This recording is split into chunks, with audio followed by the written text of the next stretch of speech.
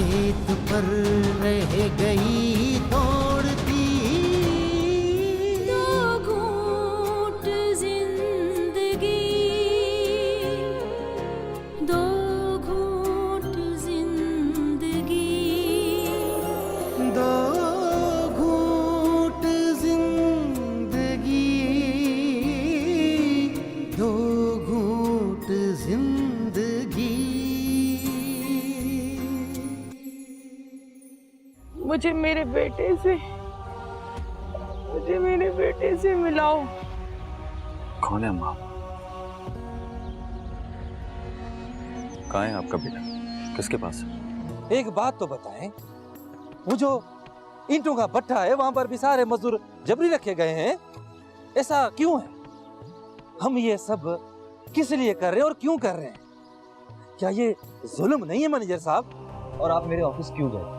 आपको नहीं जाना चाहिए बेटा, मुझे अच्छा नहीं लगता तुम्हारा वहां जाना। बाबा क्यों? ऐसा वहां क्या है जिसकी वजह से आप इतना अपसेट हो जाते हैं? आपने केवल की बेटी को अपने कोर्ट में रखा है। आपने तो अपनी फरसुदा रवायात को बरकरार रखने के लिए अपनी सगी बहन को भी नहीं बख्शा। यकीनन अंकल कुछ ना कुछ हमसे छुपा रहे हैं। हमें ना इसे कंफर्म करना चाहिए कि अंकल के जहन में चल क्या रहा है। एक काम करो, तुम शाम में आ जाओ, एक साथ बात करते हैं। सारंग की सोच की उंगली इधर आके उठी है, मेरे लिए बड़ी परेशानी का सबब बन रही है। वो मुझे किसी इनकलाबी वर्कर की तरह लग रहा है। मुझे इस कर्ब से निकाल प्रकाश, तू कब आएगा? दो घूंट जिंदगी,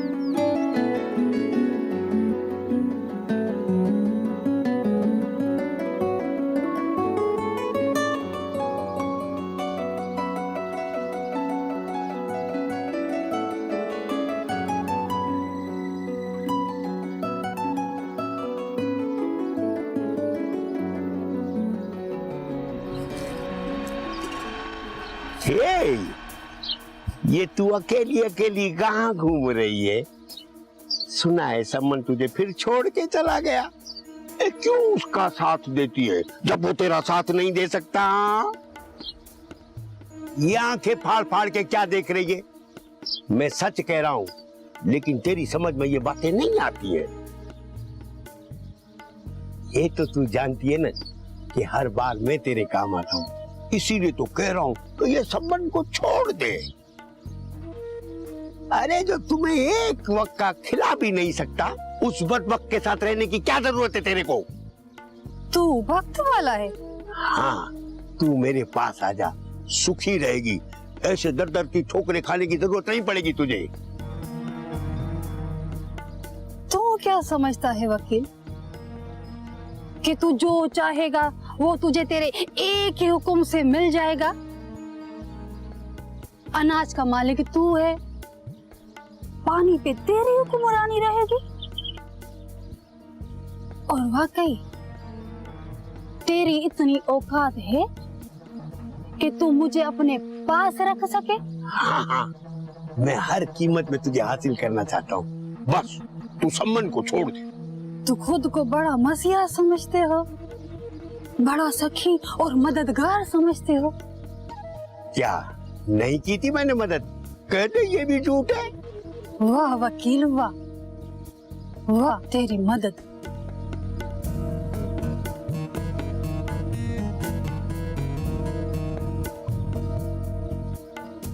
तेरी तो आंख से हया का पानी ही सूख गया है। शर्म नाम की तो एक बूंद भी नहीं तुझ में बची। ये तो तू जानता है ना। ज्यादा बातें मत कर, आना है तो आ, ज्यादा मुझे बकवास सुनने की आदत नहीं है। जा।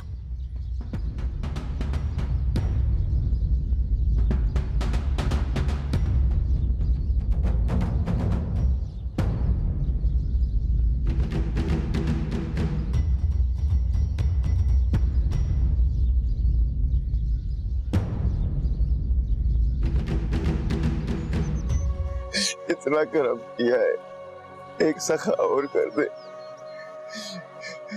मेरी बेटी पटेल साहब के कोर्ट में कैद है, वो मुझे बेटी चाहिए।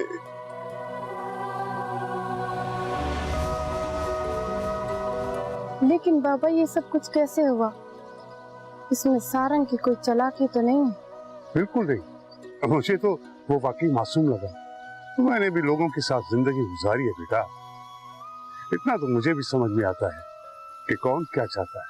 क्या पटेल उसे ऐसे करने देगा? क्या सारंग अपने बाप के खिलाफ जा सकता है? दो घूंट जिंदगी, दो घूंट जिंदगी।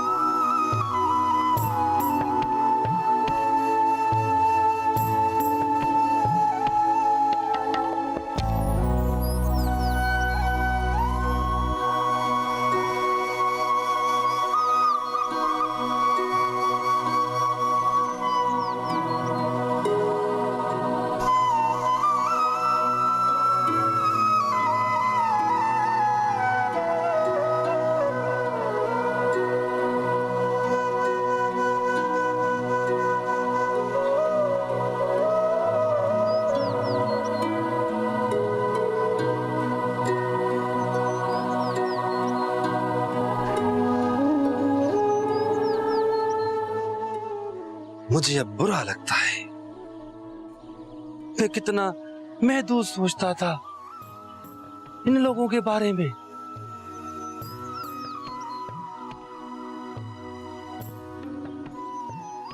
हकीकत में तो ये हमारा सहारा है, लेकिन कभी भी मैंने इनके दुख और सुख के बारे में नहीं सोचा, हमेशा अपने ही बारे में सोचा था। मैनेजर साहब, मैं कितना गलत था। सही, वक्त सिखा देता है, इसमें आपका कोई कसूर नहीं। आपको जो माहौल, जो परवरिश मिली थी वही झलक रही थी। नहीं, आप उसी महवर में घूम रहे थे।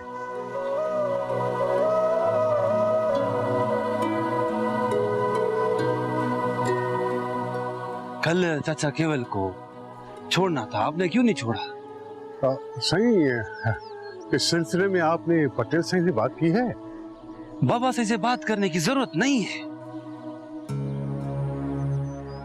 चाचा ऐसे हाथ मत जोड़ा करें, मुझे अच्छा नहीं लगता। और आज से आप आजाद हैं।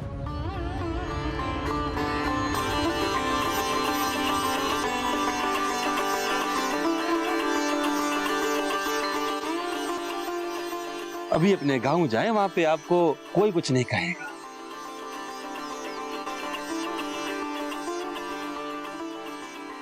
हाँ केवल, अब तुम बेगारी से आजाद हो। सारंग सिंह ने तुम्हें अपने घर जाने की इजाजत दे दी है। अब तुम आजाद हो केवल, अपने घर जाओ। चाचा केवल, मैं शर्मिंदा हूं बाबा के किए गए हर उस अमल के ऊपर जो उसने आपके साथ किया। तुम आज से हर उस सजा से आजाद हो जो बाबा ने तुम्हें दी है। मेरी रूह को आपने आज खरीद लिया सही।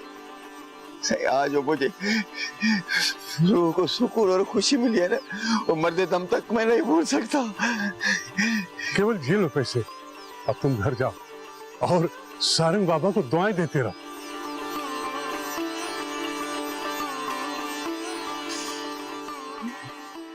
सही, मुझे पैसे नहीं चाहिए।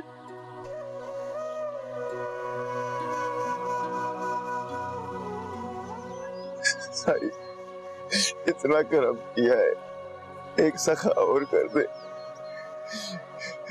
मेरी बेटी पटेल साहब के कोर्ट में कैद है, वो मुझे बेटी चाहिए।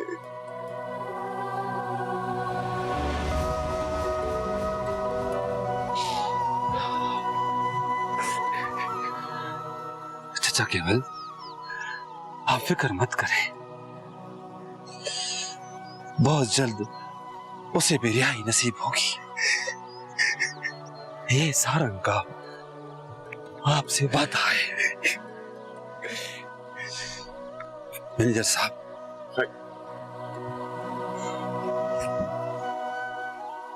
ये आप अपने पास रखें, घर जाए। मैनेजर साहब, इनको जरा ले जाए। हाजिर हाजिर सही। हल हल हल हल हल हल या बेटा, अब तुम आजाद हो हमेशा के लिए। जाओ।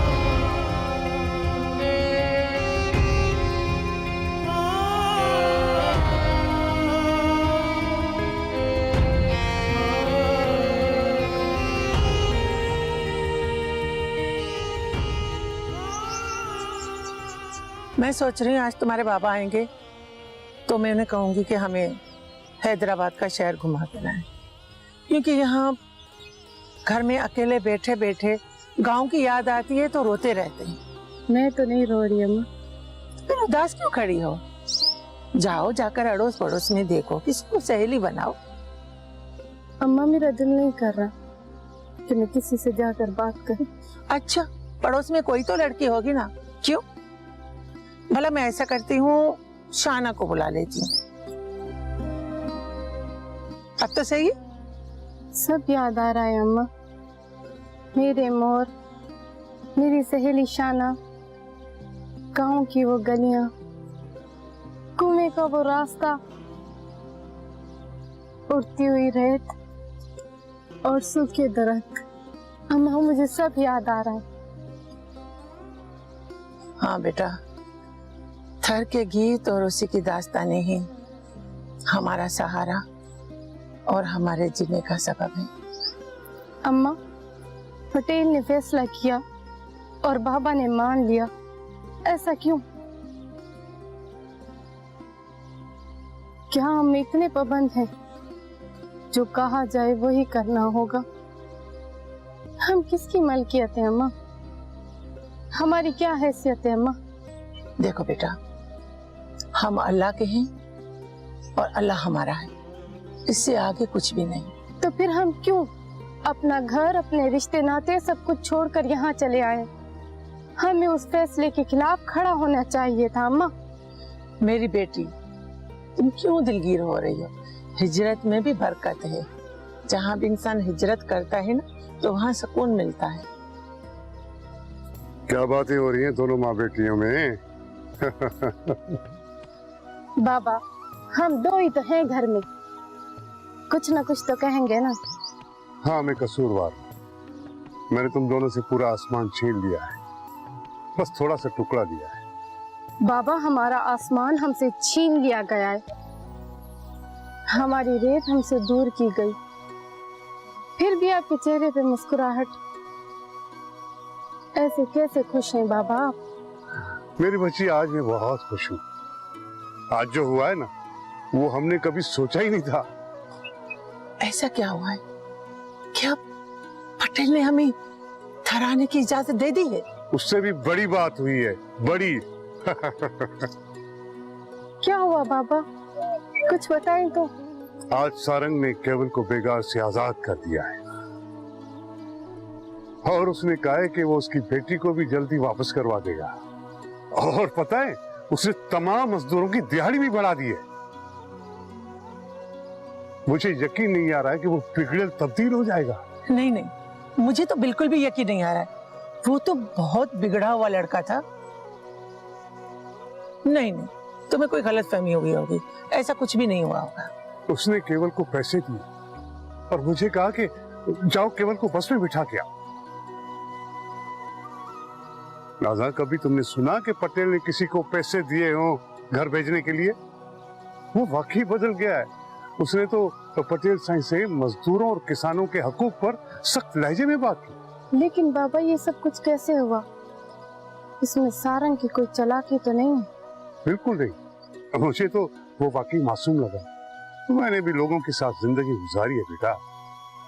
इतना तो मुझे भी समझ में आता है कि कौन क्या चाहता है। क्या पटेल उसे ऐसे करने देगा? क्या सारंग अपने बाप के खिलाफ जा सकता है? हर जुल्म का अंत होता है नाज़ा। तो देख नाज़ा, ये हो गया,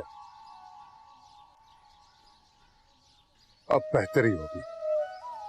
अल्लाह करे इसके बदौलत हम अपने घर वापस चले जाएं।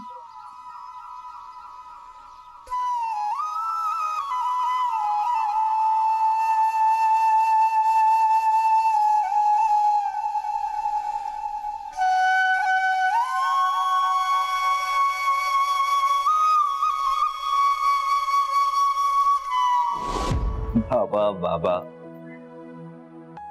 आपका दिल क्यों नहीं चाहता है? और ये आप थर के लिए इतना रिएक्शन क्यों दे रहे हैं? क्या हमारा ताल्लुक थर से है? और उस खित्ते से हमारी क्या निस्बत है? नहीं, मैं बाबा साईं से इस बारे में जरूर बात करूंगा। उन्हें बहुत बुरा लगेगा, भले लगे।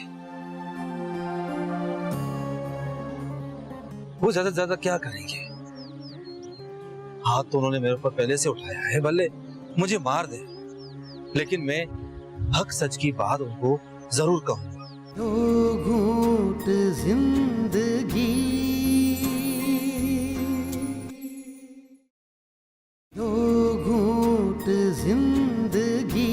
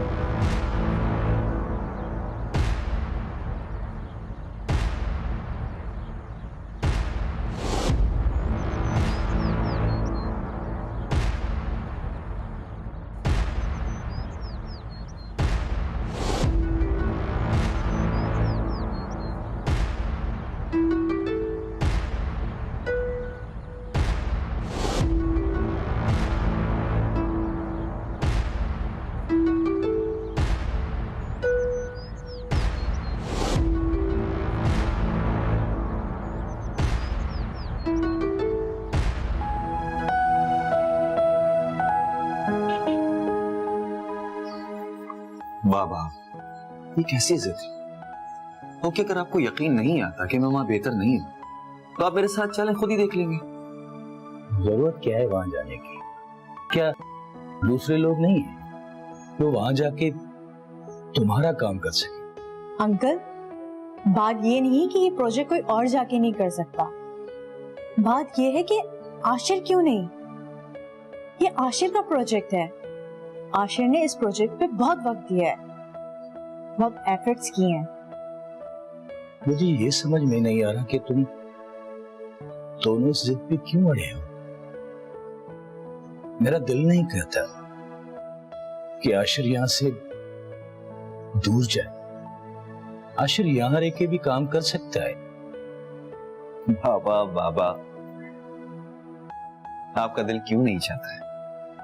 और ये आप थर के लिए इतना रिएक्शन क्यों दे रहे हैं? क्या हमारा ताल्लुक थर से है?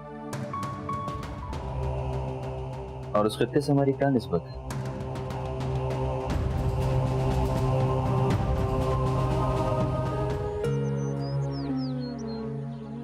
मुझे ऐसा लग रहा है जैसे मैं खून के दरिया में बहता जा रहा हूँ। हर तरफ चीखों आओ और सिस्सियों की आवाजें मेरे कान के पर्दे फाड़ रही है। मैं कितने गुनाह अपने हिस्से में गिनवाऊं मलार। मुझे तो लगता है कि ये सब कुछ मेरी वजह से हो रहा है। बाबा साईं ने भी जो कुछ किया है उसकी वजह सिर्फ मैं हूँ। शायद पागल हो गए, क्यों ऐसा सोचते? ये एक दस्तूर है, ऐसा ही चलना है, यहाँ ऐसा ही चलता रहेगा। ऐसा नहीं सोचो।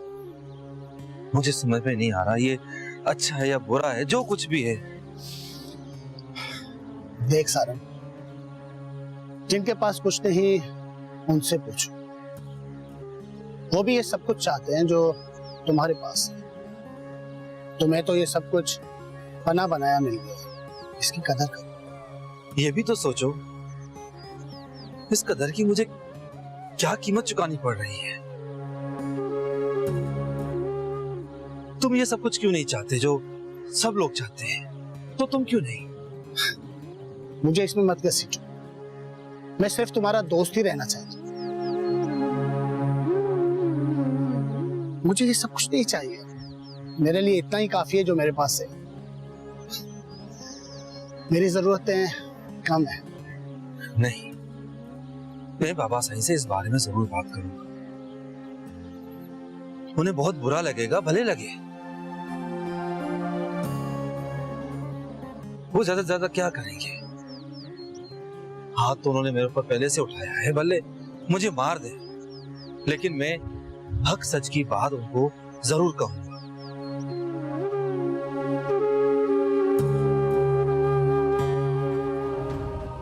मेरे प्यारे बाबा, ऐसा क्या है जो मुझे वहां नहीं जाना चाहिए? हाँ, कोई निस्बत नहीं है हमारी तरफ से। बस मुझे जो कहना था मैंने कह दिया। अंकल, अगर कोई प्रॉब्लम है तो प्लीज बताइए। मेरे बाबा का अभी अभी वहां पर ट्रांसफर हुआ है। वो एसएसपी हैं, सब संभाल लेंगे।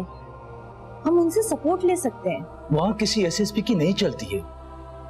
बस मुआशिर की जिंदगी को खतरा है। ये बात तुम दोनों क्यों नहीं समझते हो? जिंदगी को खतरा? क्यों अंकल, ऐसा क्या है वहां पर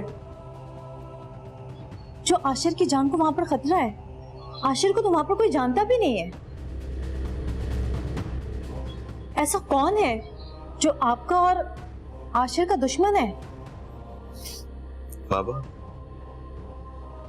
आप मुझसे क्या छुपा रहे हैं? बताइए मुझे। बेटा, मैं कुछ भी नहीं छुपा रहा हूं। तुम लोग क्यों जिद पे अड़े हो? नहीं बाबा, कुछ है जो आप मुझसे छुपा रहे हैं। मुझे तो आज तक ये नहीं समझ में आया कि हमारा रिश्तेदार क्यों नहीं है। आज तक कोई हमसे मिलने क्यों नहीं आया, और ना हम किसी के पास गए मिलने के लिए। सबके रिश्तेदार नहीं होते। वो जरूरी नहीं कि हमारा भी कोई रिश्तेदार हो। और जरूरी नहीं कि हम उनके साथ रिश्तेदारियां निभाएं। अंकल, इस वक्त आशिर का इस प्रोजेक्ट से निकलना आसान नहीं है। उसको जाना ही पड़ेगा और कम से कम 2-3 हफ्ते रुकना ही पड़ेगा। उसके बाद ही ये वापस आ सकता है। अंकल, मैं पापा को कहती हूँ कि आशिर को सिक्योरिटी। नहीं, किसी सिक्योरिटी की जरूरत नहीं है। ये तो और जाहिर होने वाली बात है। अगर ये जाना चाहता है तो जाए, उस तरह जिस तरह ये अजनबी होकर गया था, और किसी से ये ताल्लुक ना रखे। ये मुझसे वादा करके फिर जाए। बाबा प्लीज बता दें मुझे, आप कौन जानता है हमें वहां और किसके साथ दुश्मनी है हमारी। आप मुझे बताइए, मैं वहां खुद को मैनेज कर लूंगा। एंड आई प्रॉमिस यू, वहां मेरा कोई कुछ नहीं बिगाड़ सकता है। बाबा तुम नहीं जानते कि वहां कैसे कैसे लोग हैं और क्या क्या खेल खेलते हैं। तुम्हें जाना है तो जाओ, मगर अपनी पहचान किसी को नहीं बताना।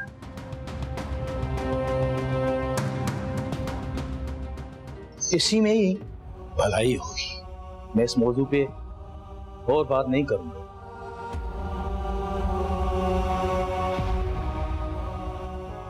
अब क्या करना होगा? जाना तो पड़ेगा। लेकिन अंकल का खर्चा? बाबा की बात को एक्सेप्ट कर रहा हूं। वहां किसी से कोई ताल्लुक नहीं रखूंगा और ना ही किसी को अपने बारे में कुछ बताऊंगा। लेकिन आशिर, तुमको अपने और अपने खानदान के बारे में मालूम होना चाहिए। जाने से पहले तुम ऐसा करना कि अंकल से पूछ लेना। मुझे लगता है कोई ना कोई तो है वहां पर जरूर। देखते हैं। अच्छा, कब निकलना है फिर? सुबह सवेरे निकल जाऊंगा। पैकिंग कर ली?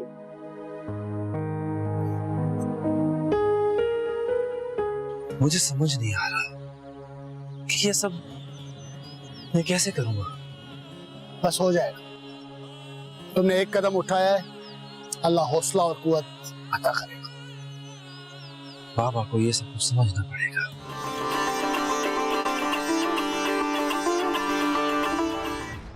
आप मुझे सारी हकीकत बताएं और जिनके साथ ज्यादती हुई है उनसे आप मुझे मिलवाएं।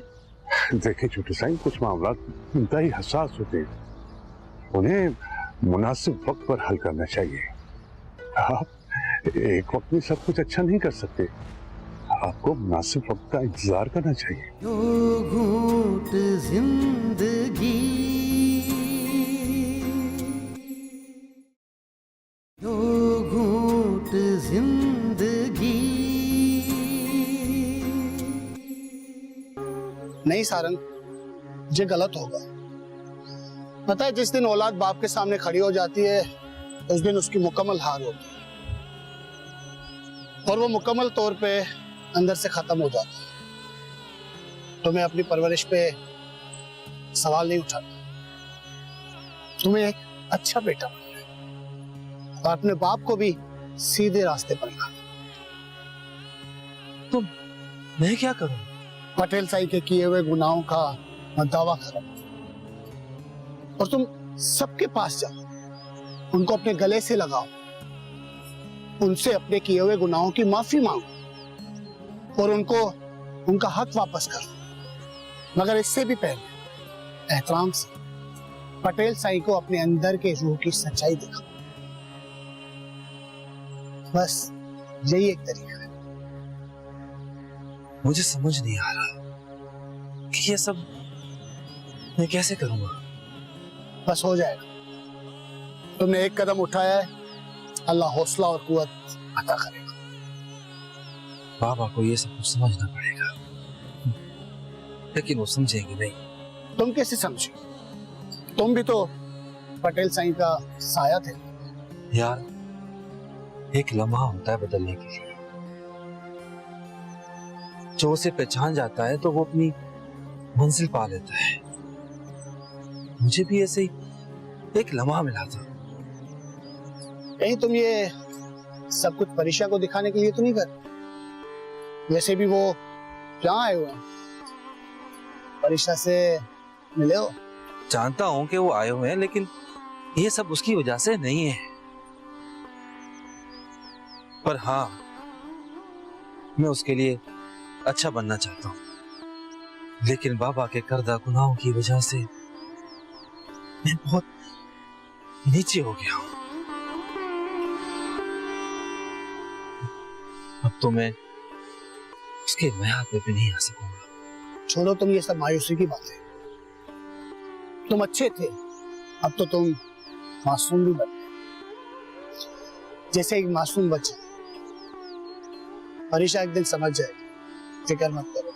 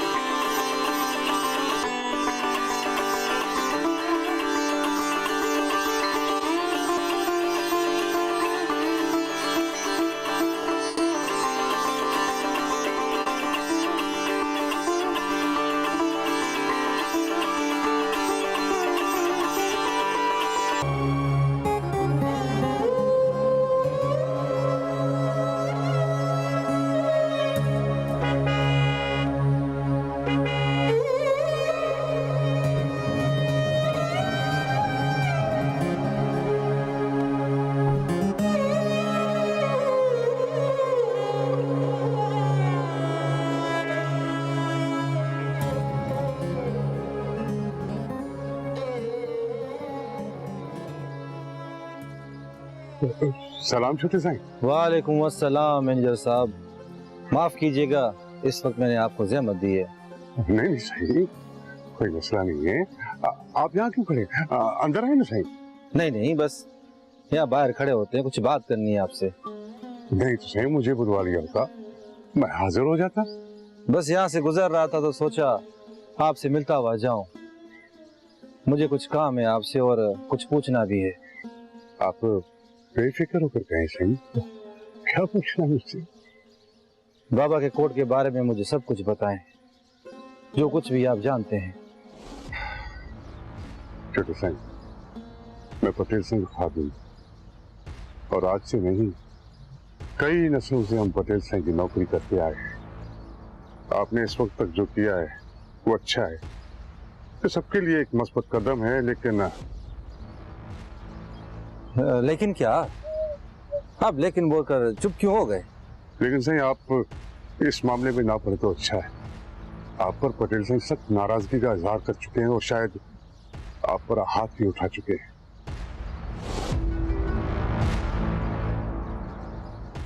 आप बाबा की नाराजगी को छोड़ें, उसकी फिक्र ना करें, मैं खुद देख लूंगा।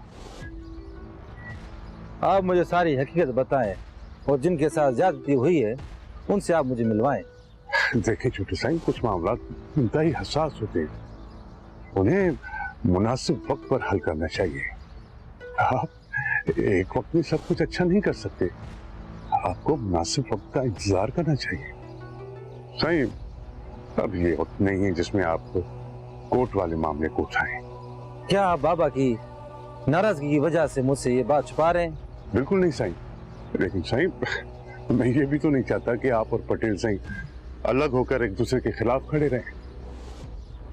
मंजूर साहब, मैं चाचा केवल से वादा कर चुका हूं कि हर हाल में उसकी बेटी को रिहाई दिलवाऊंगा। आप मुझे बता दें, बाकी मैं खुद देख लूंगा।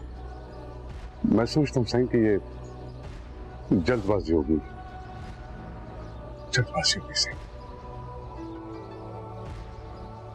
अगर आप ऐसा करेंगे ना तो वो हो सकता है कि पटेल सिंह आपको अपने आप से दूर कर ले और फिर आप कुछ भी नहीं कर सके। इस वक्त जो कुछ कर रहे हैं वो सब कुछ खत्म हो जाएगा साईं। इस ज्यादती को कैसे बर्दाश्त किया जाए? बाबा का जबर और उसके जुल्म की दास्तानें मुझे जीने नहीं देती। मेरी हर रात एक आग के समुद्र में से गुजरती है। मेरी बर्दाश्त खत्म होती जा रही है। अब आप मुझे थोड़ा वक्त दें, मैं वक्त और मौका देखकर आपको वहां लेकर चलूंगा।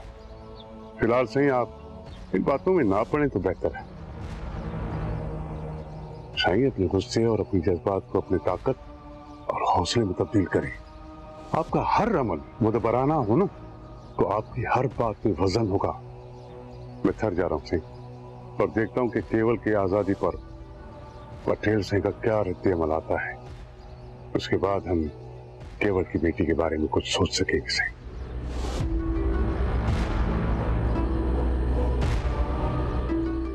अल्लाह हाफिज़।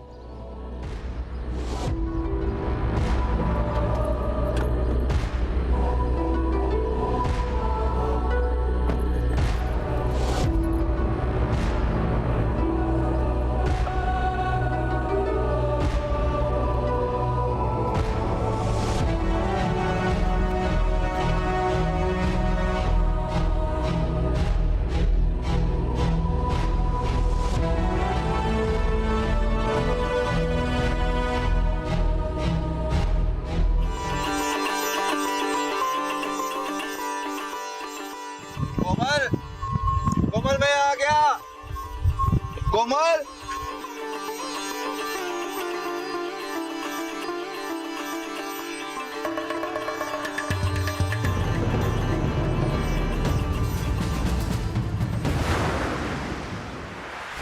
दो घूंट जिंदगी, दो घूंट जिंदगी। जब से आप लोग वहाँ से गए हैं, वहाँ तो जैसे घरों में सोगने खैमे लगा दिए हैं। हम भी वही दर्द महसूस कर रहे हैं शाना। हम जैसे अपना आधा जिस्म काट कर छोड़ आए हैं वहीं। शहरी बाबू, संभल के, ये शहर नहीं है। क्या ये परेशान नहीं बोलती, या वो अभी भी मेरे उस रवैये से नाराज है? मैं नाराज नहीं हूँ, आपने तो बहुत अच्छा काम किया है। चाचा केवल की सजा माफ करवा कर उसे गांव छुड़वाया। मैं क्या चाहता हूँ, वक्त आने पे तुम्हें मैं बता दूंगा, लेकिन पहले मुझे सारंग से निपटने दो। मैं किसी से डरता नहीं, मैं पटेल से भी नहीं डरता। अब उससे भी पूछने वाले हैं। हम तो आपके खैर को, और सारंग सही तो सही वो। बस कर, बस। सारंग सारंग की रट लगाई हुई है। जोगी रम